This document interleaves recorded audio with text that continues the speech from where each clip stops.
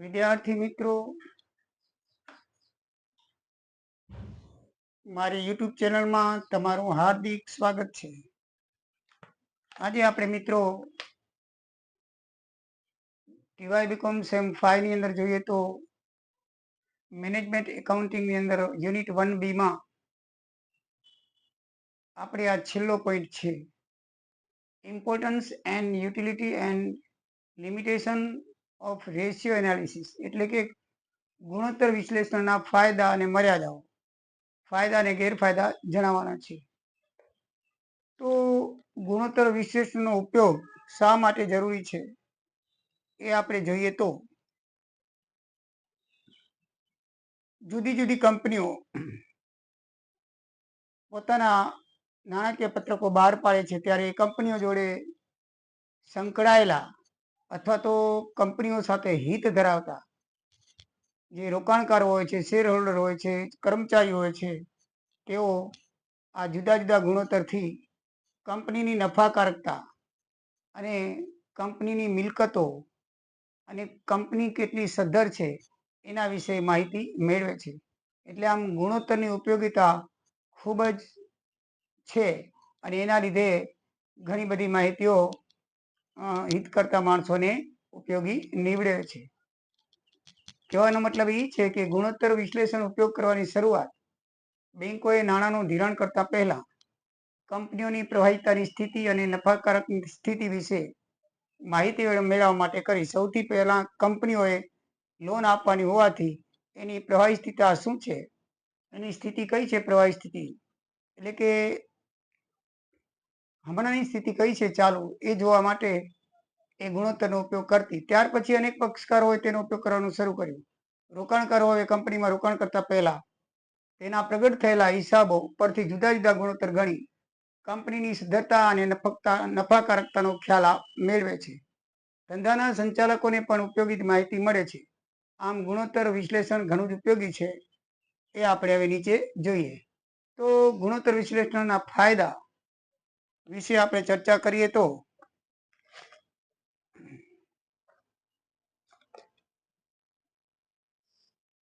Importance and utility of ratio analysis, એના 7 મુદ્દા છે. તો 7 મુદ્દામાં પહેલો આવે છે નફાકારકતા. તો ધંધાની નફાકારકતાની ઉપયોગિતા માહિતી નફાના ગુણોત્તરથી આપણને જાણવા મળે છે. નફાનો ગુણોત્તર કેવી રીતે મેળવાય આપણને ખબર છે કે કાચો નફો તથા ચોખ્ખા નફાનો ગુણોત્તર તથા રોકાણ પર વર્તનના વિવિધ ગુણોત્તર ધંધાની નફાકારકતાનો સારો ખ્યાલ આપે છે. આને આધારે સંચાલકો મેનેજરોની કાર્યક્ષમતાઓનું, રોકાણકારો ધંધાની સમગ્ર કાર્યક્ષમતાનો તથા બેંકો ધંધાની લોન પરત કરવાની શક્તિનો ખ્યાલ મેળવી શકે છે. નફાકારકતાના ગુણોત્તરથી મેનેજરોની કાર્યક્ષમતાનો ખ્યાલ આવે છે સંચાલકોને. પછી રોકાણકારોને પોતાને રોકાણ કરવું કે નહીં એનો પણ ખ્યાલ આવે છે. અને બેંકોને ધંધાની લોન પરત કરવાની એનામાં કેટલી શક્તિ છે એનો પણ ખ્યાલ આવે છે. એટલે નફાકારકતા આ સૂચવે છે, એ ફાયદો છે ગુણોત્તરનો. બીજો નંબર છે પ્રવાહિતા. વાસ્તવમાં ગુણોત્તર વિશ્લેષણની શરૂઆત જ પ્રવાહિતાના ગુણોથી થાય છે. ચાલુ ગુણોત્તર, પ્રવાહિતા ગુણોત્તર તથા એસિડ કસોટી ગુણોત્તર દ્વારા પેઢીને પોતાના ટૂંકા ગાળાના દેવા ચૂકવવાના થાય ત્યારે સમયસર ચૂકી શકશે કે નહીં તેનો ખ્યાલ મેળવે છે.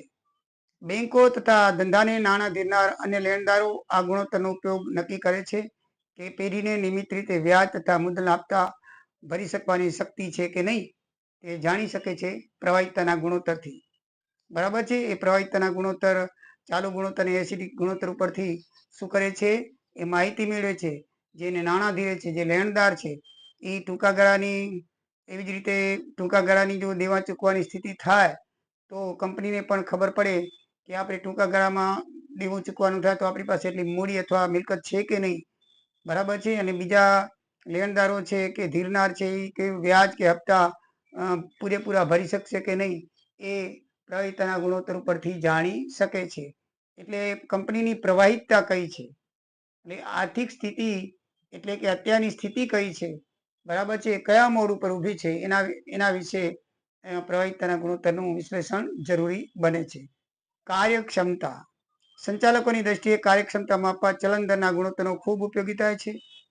દાખલા તરીકે સ્ટોક ચલણ દર પરથી વેચાણ કેટલી ઝડપ થઈ રહ્યું છે તેનો ખ્યાલ મળે છે. દેવાદાર ગુણોત્તર પરથી ઉઘરાણીનો ખ્યાલ આવે છે અને મિલકતોના ચલણ દર પરથી મિલકતોનો ધંધામાં કેટલી કાર્યક્ષમતાથી ઉપયોગ થઈ શકે છે તેનો ખ્યાલ આવે છે. ખાસ કરીને વેચાણ સાથે સંકળાયેલા બધા જ ગુણોત્તર પરથી ધંધાની સફળતાનો સારો ખ્યાલ સંચાલકોને આવે છે.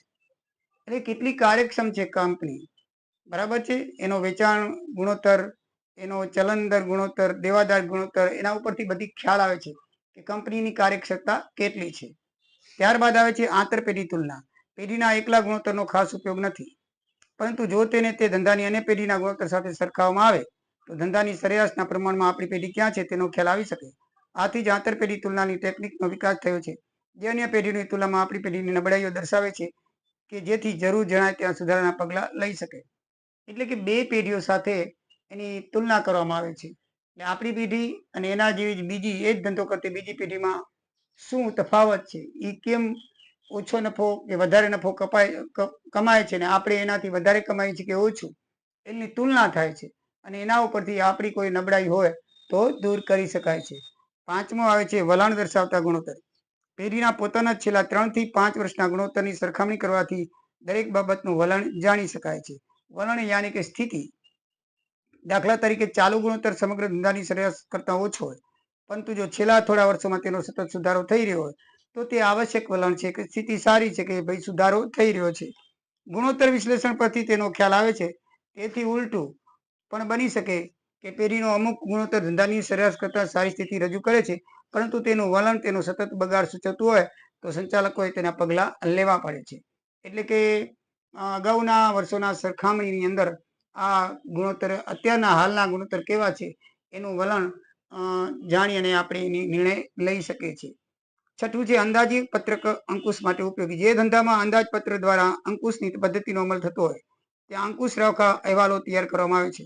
આવા અહેવાલોમાં વિવિધ પ્રકારના ગુણોત્તર રજૂ કરી અંદાજપત્રક પ્રમાણે કાર્ય થઈ શકે છે અને તેનો ખ્યાલ મેળવવા પ્રયત્નો થાય છે. એટલે અંદાજપત્રક ઉપર આપણે અંકુશ મેળવી શકીએ છીએ. એ આપણે મેનેજમેન્ટ એકાઉન્ટની અંદર આપણે આગળ કોસ્ટ એકાઉન્ટની અંદર એ જોયું હતું, બરાબર છે, અંદાજી પત્રોના અંકુશો. તો એના વિશે આપણે બરાબર પરિચિત છીએ કે અંદાજી પત્રી અંકુશ કેવી રીતે મેળવી શકાય છે. તો એમાં આ ગુણોત્તરો ઉપયોગી બને છે. નિર્ણય ઘડતર માટે ઉપયોગી. સંચાલકોને મહત્વના નિર્ણયો ઘડવામાં ગુણોત્તર ઉપયોગી બને છે. પ્રવાહી ગુણોત્તરો ધંધામાં રોકડની અછત દર્શાવે તો પ્રવાહી ગુણોત્તર સુધારવાના પગલાંનો સંચાલકો નિર્ણય કરે છે. નવી મૂડી યોજનામાં રોકાણ કરવું ઉપયોગી છે કે નહીં તેનો નિર્ણય કરવામાં સંચાલકોને ગુણોત્તર માર્ગદર્શન આપે છે. જુદા જુદા ખાતાઓની કાર્યક્ષમતા તે દરેકની નફાકારકતા ગુણોત્તરને આધારે માપી શકાય છે. તેને આધારે ખાતાવાર કાર્યક્ષમતા નક્કી થાય છે અને જરૂર લાગે તો ફેરફાર પણ કરી શકાય છે.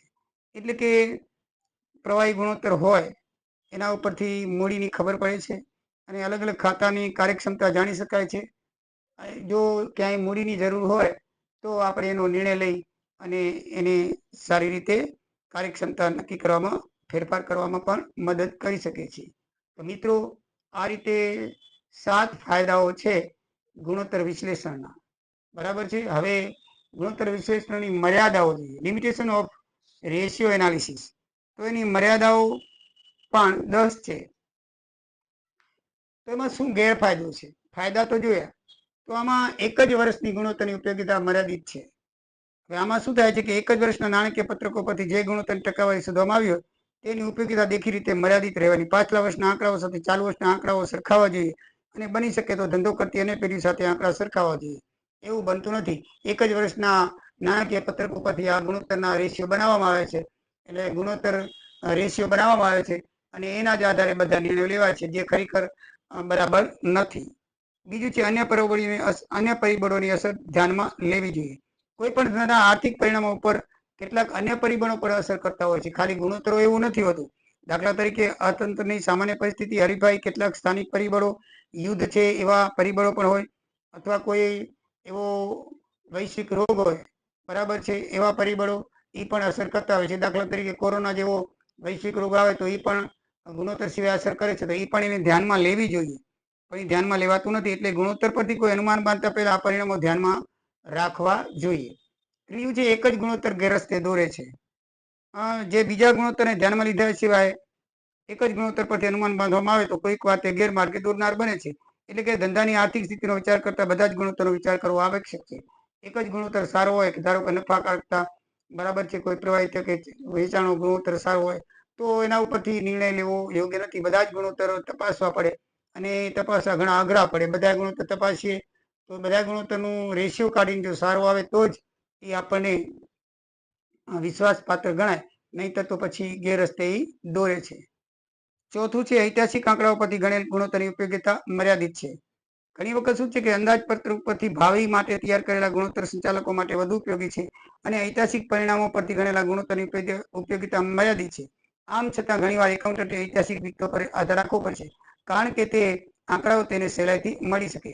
ઐતિહાસિક આંકડાઓ એટલે કે પાછલા વર્ષના આંકડાઓ, બરાબર છે, ભૂતકાળના આંકડાઓ, એવા આંકડાઓ પરથી આપણે અત્યારના હાલના આંકડાઓ જોડે એની સરખામણી કરવી જોઈએ કે ભાઈ એની તુલનામાં આપણે અત્યારે પ્રગતિમાં છીએ અથવા નુકસાન કરતા છીએ.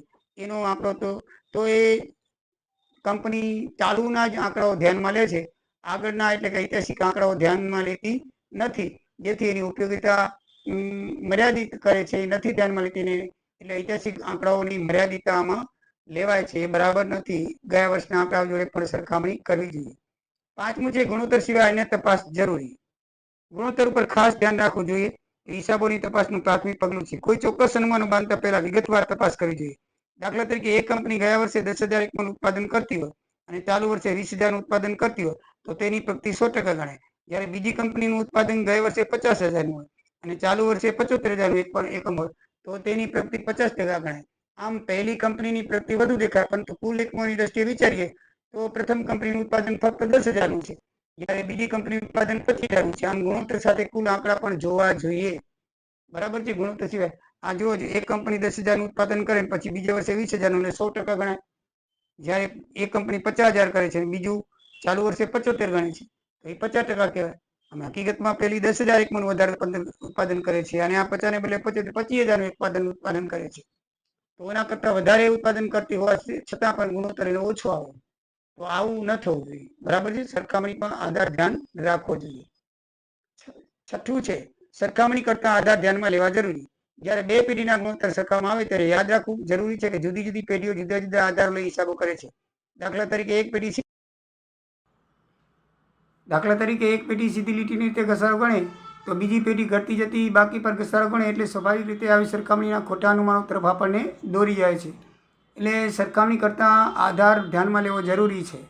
સાતમું છે જુદા જુદા વર્ષોના ગુણોત્તરની સરખામણીની ઉપયોગિતા મર્યાદિત. આ જ રીતે ભાવ સપાટીમાં જે ફેરફાર થઈ રહ્યા હોય તે જુદા જુદા વર્ષોના ગુણોત્તરની સરખામણી મુશ્કેલ બને છે. દાખલા તરીકે 2010ના વેચાણ અને કાયમી મિલકતોનો જે ગુણોત્તર હોય તેની સરખામણીમાં 2011નો ગુણોત્તર વધુ હશે. આના કારણે ભાવ સપાટી ઊંચી જવાને કારણે વેચાણ વધુ થશે. એટલે જુદા જુદા વર્ષોનો ગુણોત્તરની સરખામણી એની ઉપયોગિતા મર્યાદિત કરવી જોઈએ, બરાબર છે. પછી સ્ટાન્ડર્ડ ગુણોત્તરનો અભાવ. આઠમું, બીજી બાબત એ ધ્યાનમાં ખેંચે છે કે કોઈ પણ બાબત અંગે કોઈ સ્ટાન્ડર્ડ ગુણોત્તર નથી કે જેની સાથે કોઈ પણ ધંધાનો ગુણોત્તર સરખાવી શકાય. જુદી જુદી પેઢીઓ અને ઉદ્યોગોના સંજોગો જુદા જુદા છે. દાખલા તરીકે જાહેર ઉપયોગિતાની સંસ્થામાં કાયમી મિલકતો ખૂબ મોટા પ્રમાણમાં રોકાણ કરવું પડે અને વેપાર કરતી કંપનીમાં તૈયાર માલના સ્ટોકમાં તથા ઉઘરાણીમાં મોટાભાગનું રોકાણ હોય છે. એટલે કે 2:1નો જે સ્ટાન્ડર્ડ રેશિયો છે એ જળવાઈ રહેતો નથી, બરાબર છે. એ જળવાવું જોઈએ એવું ધોરણ દરેક ધંધાને લાગુ પાડી શકાતું નથી.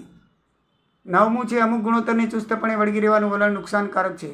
કેટલીક પેઢીઓ અમુક ગુણોત્તરને ચુસ્તપણે વળગી રહે છે. દાખલા તરીકે ચાલુ દેવા કરતાં ચાલુ મિલકતો બમણી હોવી જોઈએ, એવા પ્રમાણે ચુસ્તપણે વળગી રહેવાનું ધ્યેય નક્કી કરવામાં આવે તો ઘણી નફાકારકતા તકો જતી કરવી પડે છે. તેને બદલે ધંધાની આર્થિક સ્થિતિ તંદુરસ્ત રાખી સામે આવતી નફાકારકતા તકોનો ઉપયોગ કરવાનું ધ્યેય રાખવું જોઈએ. એટલે કે ઘણી વખત શું છે કે દેવા છે એટલા સામે મિલકતો ડબલ હોવી જોઈએ એવો ધ્યેય જે સંચાલકો હોય છે તે રાખતા હોય છે, પણ એ ઘણી વખત બરાબર નથી. ઘણી વખત આપણને સારા નફાની તક મળતી હોય તો મિલકત વેચીને પણ ધંધો કરી લેવો જોઈએ, પછી મિલકતો વસાવી જોઈએ, એવું રાખવું જોઈએ. પણ હંમેશા મિલકત છે એ બમણી જોવી જોઈએ એવો ધ્યેય રાખવો જરૂરી નથી. 10મું છે મિત્રો, બે અસંબંધિત વિગતો પરથી શોધેલ ગુણોત્તર બિનઉપયોગી બને છે. ગુણોત્તર વધુ પડતો આધાર રાખનાર એકાઉન્ટન્ટ ઘણી વખત બે આંકડા વચ્ચેનો ગુણોત્તર શોધે છે ત્યારે એકબીજા સાથે કોઈ સંબંધ ન હોય એવા ગુણોત્તર શોધે તો આ ગુણોત્તરથી તે ગેરમાર્ગે દોરાઈ જવાનો પૂરો સંભવ છે. દાખલા તરીકે ઉત્પાદનની પડતર અને વેચાણ ખર્ચનો ગુણોત્તર અતાર્કિક છે. હવે વેચાણની પડતર અને વેચાણ ખર્ચને કાંઈ લાગતું વળગતું નથી. વેચાણની પડતર અને વેચાણનો બરાબર છે, બેનો ગુણોત્તર શોધે તો હજી ખબર પડે કે ભાઈ આપણે વેચાણ અને પડતર પર કેટલો નફો કે નુકસાન થાય છે. એટલે કે ગુણોત્તરો ફક્ત એવી વિગતો શોધવા માટે જેવો કોઈ વચ્ચે કોઈ તાર્કિક સંબંધ હોય એવો જ આપણે ગુણોત્તર શોધવો જોઈએ. બિનતાર્કિક કોઈ ગુણોત્તર શોધવો જોઈએ નહીંતર પછી બિનઉપયોગી થાય છે. તો મિત્રો, આમ આધુનિક સમયમાં ગુણોત્તર વિશ્લેષણ વધુ પડતો ભાર મૂકવામાં આવે છે.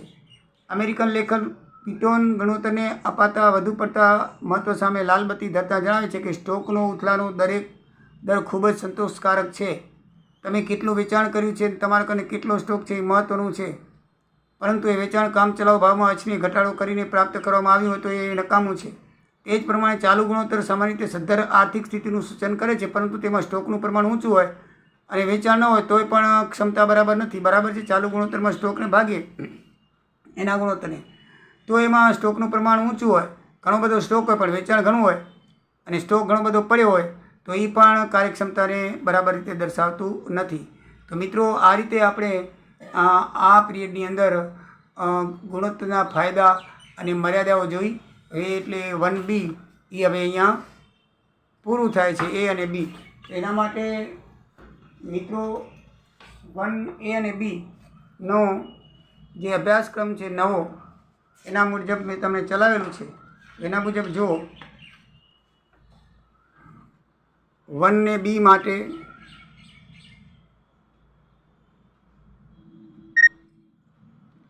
વનની અંદર એકાઉન્ટ મેનેજમેન્ટ કોસ્ટિંગની અંદર મેં ચલાવી દીધેલું છે. એકાઉન્ટ મેનેજમેન્ટ આગળ હું ચલાવતો વિડીયા એમાં 1 થી 4માં ચલાવી દીધેલું છે અગાઉ. અને રેશિયો એનાલિસિસ અત્યારે જે મેં ચાલુ કર્યું હતું એમાં આગળના વિડીયોમાં ટ્રેડિશનલ ક્લાસિફિકેશન અને ફંક્શન ક્લાસિફિકેશન પણ ચલાવી દીધેલું છે. બરાબર છે. એટલે કાર્યની રીતે અને બે ભાગ એના છે, બે ફંક્શનની રીતે, કાર્યની રીતે, અને બીજા છે ટ્રેડિશનલ રીતે. બરાબર છે. તો એ રીતે એના બે ભાગો મેં એના વિશે ચર્ચા તમને કરી દીધી છે આગળના વિડીયોની અંદર. એટલે યુનિટ નંબર 1A અને B સંપૂર્ણ થાય છે. યુનિટ નંબર 2 બાકી રહેશે. જ્યારે યુનિટ નંબર 3 એની અંદર આપણે બજેટરી વિશે ચાલુ છે. બરાબર છે. એમાં બજેટિંગ અને બજેટરી કંટ્રોલ ઉપર આપણે અત્યારે ચાલુ છે. તો પછી એના પછીના બાકીના મુદ્દાઓ પણ ચાલુ રહેશે. તો મિત્રો, આ રીતે 4 યુનિટમાં તમારો અભ્યાસક્રમ છે અને એ 4 યુનિટ પ્રમાણે તમને ચલાવવામાં આવશે. હવે પછી થિયરિકલ પૂરું થયા પછી યુનિટ 1ના દાખલાઓ તમને ચલાવવામાં આવશે. નેક્સ્ટ વિડીયોમાં યુનિટ 1ના દાખલાઓ કેવી રીતે આવે છે ગુણોત્તર શોધવાના તે આપણે ચલાવશું. અને પછી બજેટરી પૂરું થાય પછી એના પ્રશ્નો ક્વેશ્ચન કયા કયા આવે જેવા છે, એના કોઈ દાખલા નથી પણ એના પ્રશ્નો વિશે આપણે ચર્ચા કરશું કે પરીક્ષામાં આવા પ્રશ્નો પૂછી શકાય. તો મિત્રો, આવજો. જય દ્વારિકાધીશ. જય સિયારામ.